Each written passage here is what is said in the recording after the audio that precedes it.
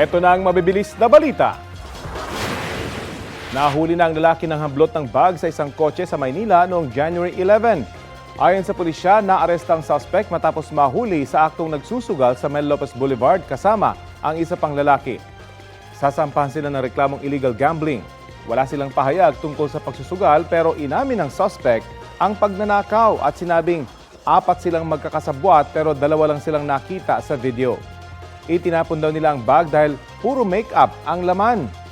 Humingi ng pasensya ang suspect at kanyang nanay. Patuloy na nakikipag-ugnayan ng pulisya sa biktima sa viral video para makapagsampa ng kaukulang reklamo.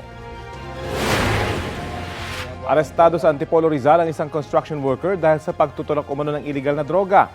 Itinuturing siyang high-value target at kabilang sa listahan ng most wanted person ng Calabarzon. Ayon sa pulisya, sa Cavite kumukuha ng ang akusado ng illegal na droga at ibinibenta umano sa iba pang bahagi ng lalawigan. Itinanggi naman ng akusado ang paratang pero aminado siyang dati nang nakulong dahil sa illegal na droga.